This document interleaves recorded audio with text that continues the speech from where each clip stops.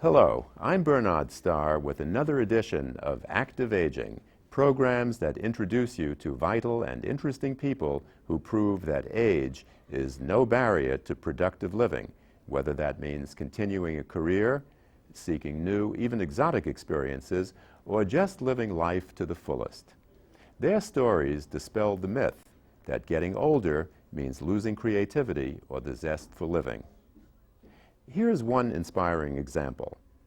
It's some 7,000 miles from Milwaukee to the Ivory Coast of Africa. Yet Milwaukee-born Merle Rubine ventured there as a Peace Corps volunteer after a long and successful broadcast career in New York. I grew up in the Middle West, and I don't know why and I don't know how, but I developed a passion for journalism when I was in high school. I worked on the high school newspaper, and it was thrilling to me to be able to go outside of, I think I got into journalism because it allows you to move around, ask people a lot of questions, find out what's happening, be a little nosy. So when I finished with the university, there was no question in my mind that I would come to New York. I went to school with a lot of New Yorkers.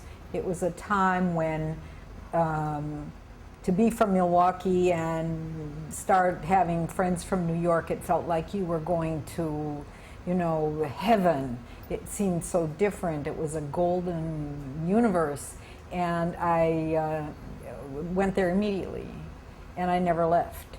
And I wanted to do journalism. Television was just beginning. I wanted to be in television. I thought that it would change the world. I thought that it would change the world for the better, promote world peace, put an end to the Cold War, all that good stuff. And it was as close to my heart as a religion could possibly be. So I was able to get a job at CBS. I worked there for a long time. Then I got a job at NBC. I worked there for a very long time. And I watched the industry develop and reach its peak, and then morph into another kind of business, which it has done.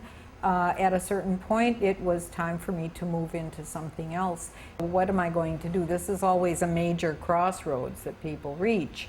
I made a list of the 5 things that floated my boat. And they were very random. I mean, collecting antiques, going back to school to do journalism on aging, and acting, taking acting lessons, and the Peace Corps. And I actually did pursue every one of my dreams.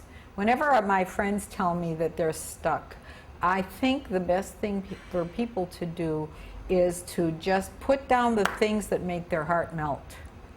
I mean, if you're already old or getting older, you might as well go for broke. So in May 2000, I went to the Peace Corps. And I went to Africa and stayed there, actually. I did the Peace Corps as a volunteer, then I extended and I did another year. I went from Côte d'Ivoire in West Africa to Tanzania in East Africa. And then I was able to get a fellowship to teach journalism and development communications. So I went back to West Africa in Sierra Leone. Then I went back to Tanzania, where my friends and I produced the Vagina Monologues. That was quite a big deal. It was the first time there, and it was the year after it was banned in Uganda. And that took me to the middle of 2006, at which point I came home. I really needed a hip replacement. My goal was, before I left Tanzania, I wanted to climb Mount Kilimanjaro. So I did a dry run to see how it would be, and I got up maybe 1/3 of it. I just said, you know, cut your losses, it's not going to happen. So I came home and I had my hip replaced. What people have to know about the Peace Corps, in addition to the fact that it's the best thing you can do in your aging process, there's nothing better for a person who's worried about aging and moving in that direction. It's inexorable, it's going to happen. I tell everyone I'm going to live 10 years longer than I'm supposed to because I went into the Peace Corps. In fact, I think most Peace Corps volunteers, unless they're in an education program where they're actually teaching, usually everybody does pretty much the same thing. I mean, everything is educative at base. It's wonderful to help people who don't have sanitation build latrines and that kind of thing. I mean, we all address sort of the same issues. The whole experience changed my life. I found in Africa a level of civility we should all aspire to here. People, I know Africa gets a bad rap because their countries have difficulty with conflict resolution, right? i.e. just grotesque civil war. At the community level and on the village level, and even when I was living in Dar es Salaam, people are very civil to one another. And they listen, and they're polite, and manners make a difference. I came back much softer, much more tolerant, much more appreciative of human qualities, much less competitive. My friends thought that Africa wrecked me, but I thought that I came back a very improved human being. Having been in television, you need to be elbows. It's very competitive. It's just not interesting to me now. And I'm much more interested in quality output. Well, I had my hip operated on, then I had to get it back into working order. I did get a job. I went into the Peace Corps as a recruiter. Recruiting older people to the Peace Corps is a little dicey. People are very interested, and they bring a lot to the party. And so the 50 and over generation comes with a lot of expertise and the desire to share it. So they're very valuable on the ground. And people should take seriously the option if it occurs to them to do it, they should explore it, I think. So I mean, I was like a Johnny Appleseed with the Peace Corps thing. That was exactly my image, you know. And you never know what's going to take root, and you never know when you're going to pluck fruit. All you can do is spread the word. What am I going to do when I retire? And I said, I'm not going to retire. I mean, I think you retire a boat. You retire a debt. You don't retire from life. I mean, that makes no sense to me, this verb. I don't get it. So anyway, they said, but you're going into the Peace Corps. I said, I'm going into the Peace Corps. I'm doing something different. I'm not retiring. You need to stop functioning for some reason, then you do it. But if you don't, what in the world is happening with people sitting around watching The View? Excuse me. I mean, why would people sit around and watch cooking shows on television and talk shows in morning television and organize their time around a passive activity like that? I don't think it's good. And it's good for self-esteem. I mean, the less you test yourself, the less you push yourself, the less you expect from yourself, the less you're going to realize about yourself, and before you know it, you're redefining yourself from a person who's up and out to in and down. What? How is that good? When I was recruiting for the Peace Corps volunteers are fabulous, I have to tell you, and nobody can recruit unless they were a Peace Corps volunteer, and so I spent another year with colleagues, and some of them were tutoring, and they were working for the Bellevue program for survivors of torture, and I thought that was very interesting, and so I was teaching English as a second language. I thought it was terrific, and I thought that I would go and get trained to be able to do it. And so I took a certification course. And I've been able to put together a program where I'm teaching in 3 different places. One of the places I'm actually getting paid. So, and it's just wonderful. We heard you're involved in a major Alzheimer's study. Can you tell us about it? There are a couple hospitals around New York that are looking for subjects for long-term, huge studies. The one that I volunteered to participate in is at New York University Hospital, and they're working with 5,000 subjects. And they need to be, I mean, Alzheimer's and dementia is a growth industry. It's a major public health problem. It's only going to be getting worse. Now they're trying to at least work with healthy people and also people who maybe have signs of early onset to chart the disease if it sets in, or learn about the brain of healthy aging people where it doesn't set in. So far, I'm in the healthy brain category. People shouldn't be afraid of this stuff. It's a reality. So why not, you know, join forces and start to work with it to see if you can unlock some of the mysteries, and they need participants. The websites for Alzheimer's always have research that you can always click on, research studies, and find out all about it. If you care enough to go to the website, then you can follow through and get the information you need. When we asked Merle about her age, she had some pretty strong comments. Oh my God, I'm in my 70s and I'm not happy about it.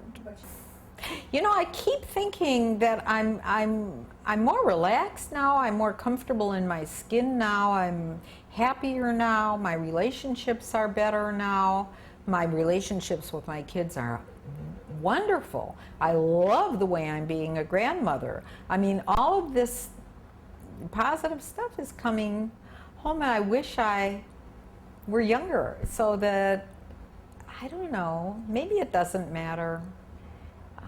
I don't know. Anyway, what can you do about it? Zip, huh? Zippo. So you have to just be.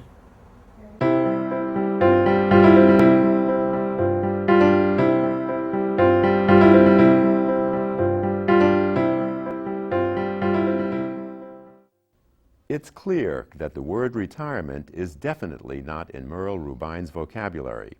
That's also true big time for legendary sports authority and commentator Bud Greenspan. While he's now working on the upcoming Winter Olympics and beyond, we thought it would be interesting to look back at an earlier interview with him. Bud's reflections on his experiences with top athletes and great moments in sports are as gripping today as they were 10 years ago. Bud Greenspan, president of Cappy Productions, has been called the foremost writer, producer, director of sports films, and one of the world's leading sports historians, especially of the Olympics. In 1997, he was awarded a George Foster Peabody Award, the broadcast industry's most prestigious honor, for his lifetime of work. Bud, we're very honored to have you. Well, it's good seeing you again. Thank you. You're best known, of course, for your Olympic work, but you've done so many things. How many Olympic official films have you done? Well, people think I've been doing the Olympics since 1896 when it began, but it's not true. No.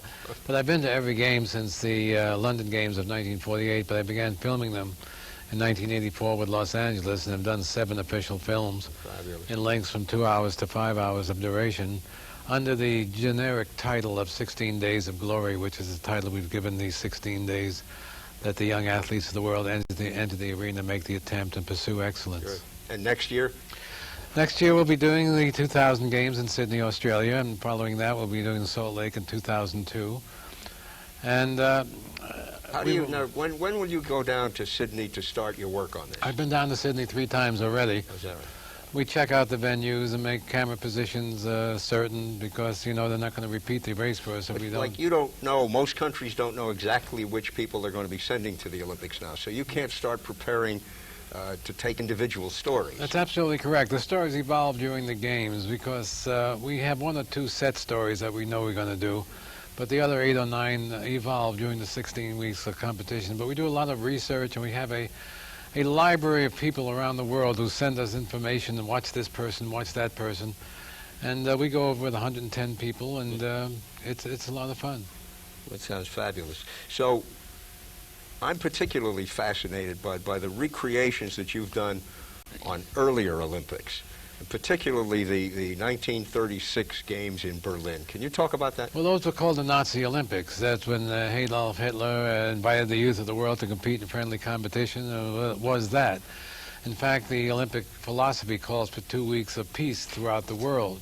And those were the years of Jesse Owens, the days of Jesse Owens when he won 4 gold medals and upset the Aryan racial supremacy theory of a master race.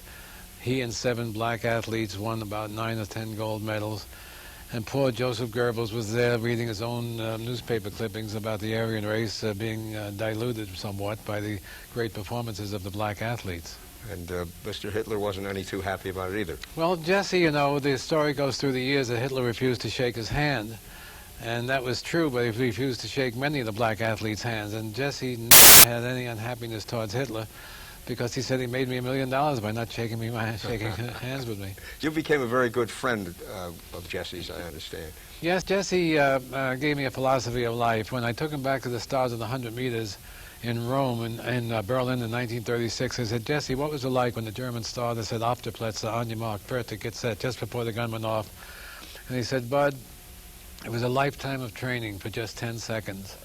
And I began to think about that, and when I did my future Olympic Games films, about the lifetime of training that each one of these 10,000 young men and women give for those 10 seconds that they're in front of the world. So we decided as a philosophy we'd paid honor to all those who entered the arena, the 9,000 who didn't win anything, and some of the best stories are people who don't win. I know, and your films are full of those wonderful stories. It's kind of a trademark of yours. Of all the Olympics that you've seen, even whether in film or in person, what would you say is the highlight moment? There were 2 highlights. One was a negative one, and I was called upon by NBC Radio during the 1972 Munich Olympics when the Israeli massacre took place. And I was on the air every half hour giving reports, and it was a tragic day. And I went back on the bus to the airport with the Israeli team after the massacre was over, thinking that they were going to say the game should be discontinued. But to a person they said, you cannot give in to terrorists, the games must go on. And that was very fascinating for me. The other thing I remember vividly was the last African runner in the marathon in 1968, bloodied and bandaged an hour after everybody had finished the race, and it was a dark, cool Mexico City evening. And into the stadium came John Stephen Aquari from Tanzania, bloodied and bandaged, crossing the finish line an hour after the winner was crowned. And I asked him afterward, I said, why did you do this? You couldn't have won the race. You were last man in the race. Why did you do it? And he looked at me like I was crazy. He said, Mr. Greenspan, I don't think you understand. My country did not send me 5,000 miles to start the race. They sent me 5,000 miles to finish the race. And that became a philosophy for everything in life, not just in the arena, but outside the arena. You don't start something you don't expect to finish. It's applicable in many ways to our viewers and to this program. Yes, I'm sure it does. We don't stop our lives at 65. We got to finish the race. Well, there's been a lot of cliches attached to, you know, at the turn of the century, the age longevity was supposed to be 32 years old. I mean, some of us have doubled and tripled that already. Well, I don't know about tripled. I haven't tripled that yet. The Olympics are one part of what you do, Bud, but I know that you have an interest and have produced many wonderful documentaries in other sports as well. I had the privilege of distributing one of your great baseball films, The Glory of Their Times, and in January on Showtime, yes, I understand there's going to be a world premiere of your new show, which is called Bud Greenspan's Kings of the Ring.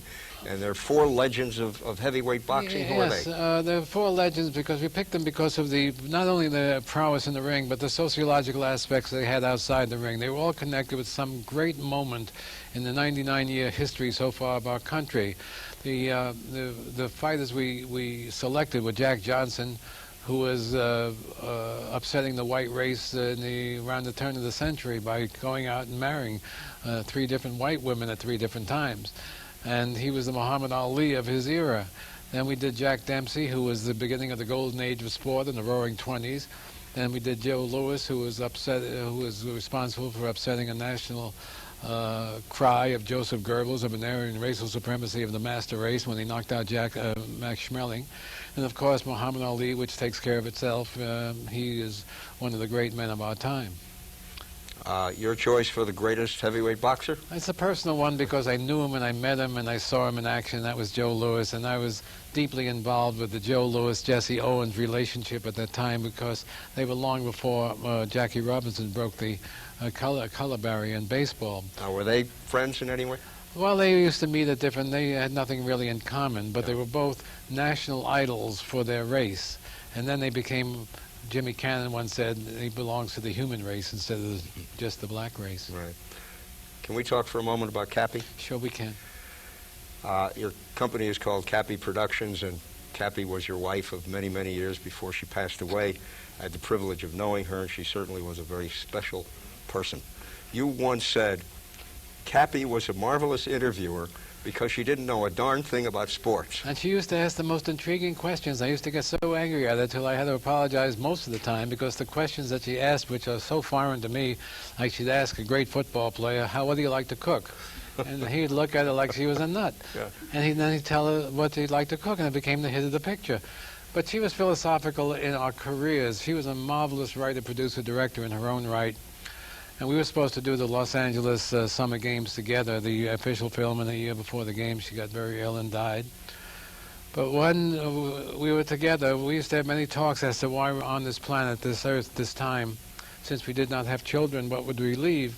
And she would always say the films will be our kids, and if they're good films, they'll be good kids, and if they're very good films, they'll be good kids that won't talk back, with the hope that 100 years from now, people would look back and say, thank you for leaving us the glory of your times, and that means immortality when you have something that lives long after you're gone. Absolutely, and I'm sure that a number of the programs that you and Cappy did together will have a very, very long life. Certainly, the Olympics, your films are going to be viewed many, many years from now. Well, people have been associated with the best in the city, the best in the state, the best in the country, but how many have the opportunity to be dealing with the best in the world? Right. You don't find the best in the world at the United Nations or the halls of Congress. But there are no there are no gimmicks to get you to the Olympic Games. You have to be the best in the world in your particular country. Now, last year, you created Ageless Heroes, which was a one-hour special that aired on PBS. It was not about Olympians, or was not even about athletes. And I'd like to show our audience a little clip from that film. Today, people 65 years and older don't consider themselves old. Rather, they see themselves staying young longer. There is a large gap between chronological age and psychological age, and that gap is redefining what it means to be old. For the first time in history, a large part of our society is asking a basic question. What am I going to do with the rest of my life?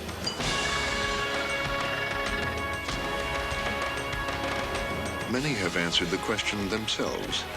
They have not sought out Ponce de Leon's fountain of youth, or indulged in elixirs that promise cures for all that ails. Rather, they have decided to stay young longer.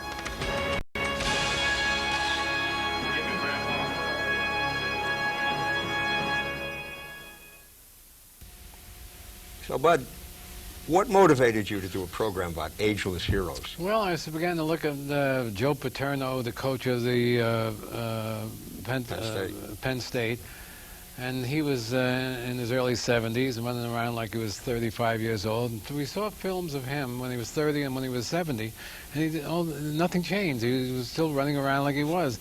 Also, my dog gave me the idea. My dog died when he was 15, and he was running and jumping around and running to the door to greet me when he was 15, and no different than he was when he was a puppy. And the reason he was able to do this is because he didn't know how old he was.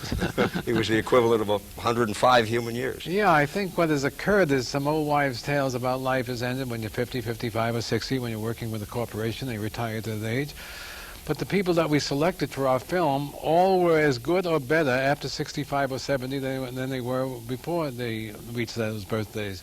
So I began to say to myself, might help a lot of people who have become spectators and gone into seclusion because they reached that magical age of 65, and then it means life is over. There are many myths and misconceptions about life after 65, and we're starting to learn as a society that it just isn't that way. Well, I would not be sitting here if I was working for somebody else other than myself, I tell you that, because I would have been retired. That's right, you would have been, and so would I. But What would you say to our audience? We have viewers who are all probably, or mostly probably, 60 and over. What can you say to them? Well, I'd say to them what I said to myself: tear up the calendar, because it has no meaning. All the things, the taboos of what you shouldn't be doing have just been diluted and dissipated through the years, because I think these old wives' tales have stayed with us. And I think what you do, if you feel good and you want to stop being a spectator of the world or go into the retirement homes, tear up the calendar. And you had also drawn an analogy to the qualities that Olympians bring to their work. Yes, the qualities, there are 4 things that make it possible for me to exist, and that is talent, pride, courage, but most important, the ability to endure. Those qualifications are quite transposable to the real world, not just the Olympic world. Just think about it for a second. We all have some form of talent, we all have some form of pride, we all have some form of courage, but the most important is staying in the arena. That's the ability to endure. So translating that into terms of our viewers, perhaps, endure by keeping going. Exactly right. Don't just shut off, don't just sit back and let life go by. You got to persist. Yeah, I remember when Cappy said to me, what happens when you have 3 apples and 4 guests? And I'm trying to figure out, maybe each one gets 7, 8. She says, no, you make applesauce. That's good. You've done so many things, Bud. You've done books, and you've been a broadcaster and magazine writer, and record albums that you've done. Some final thoughts for us now. What is there undone that you would still love to do? Well, I think my career is just beginning, because I'm starting to do movies of the week, these 2-hour movies of the week again, to follow the one we did in 1977 called Wilma, The Life of Wilma Rudolph, with actors. I want to do a theatrical play. I want to keep on lecturing, because I find it fascinating that I can, at this age, still have a relationship with these 20-year-olds who seem in awe of the fact that someone my age is still telling them what to do and getting into the arena. But that's what I think I've been put on this planet to do, is to assist those who need help with inspirational talks about why it is possible at any age to make it to the top. Well, that's great. Thank you. I know our viewers will find this talk inspirational. Thanks for coming. Ask Bud me again, Greenspan. Al. Anytime. Okay. Come anytime. While well past the conventional age of retirement, people like Bud Greenspan and Merle Rubine see no reason to opt out of life simply because their years register a certain number.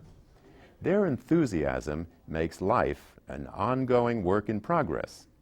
We hope their stories inspire you to do the same, whatever your age and abilities.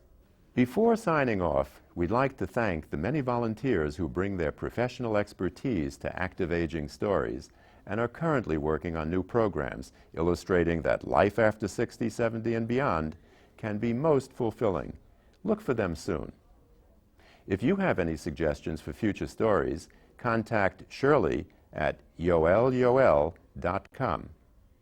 And for more information, see our website, www.activaagingstories.org. Until next time, I'm Bernard Starr.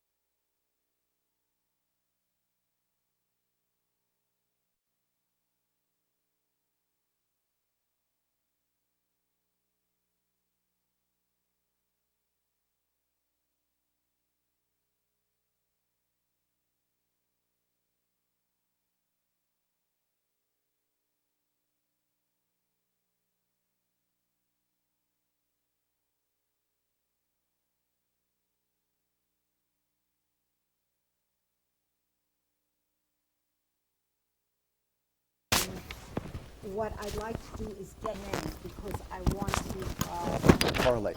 I want, if I have to talk to you, okay? Right. Oh, What should we do with the mics? Should we, Just leave them on the chair. no, but we have to stack them. This is going to be all Okay, over just, the world. here, just put them. This is going to be all over the world. Where should we put these? She wants us to put the chairs back. Yeah, that's important. I'm bad at You moving. can have it attached to the Dexter House website. She wants you to write your names or your card in front of you. She's a genius. You can do it on that paper here. Yeah, I wish you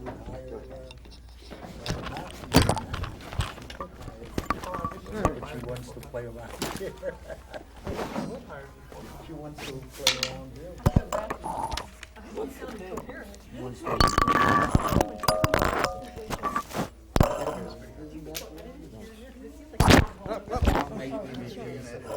Yeah, get a card. I'll play it. All right, actually, the one I put this way. Yeah, yeah. My DVD plays on. Because you were into it. so great. No, I think actually, It's terrible.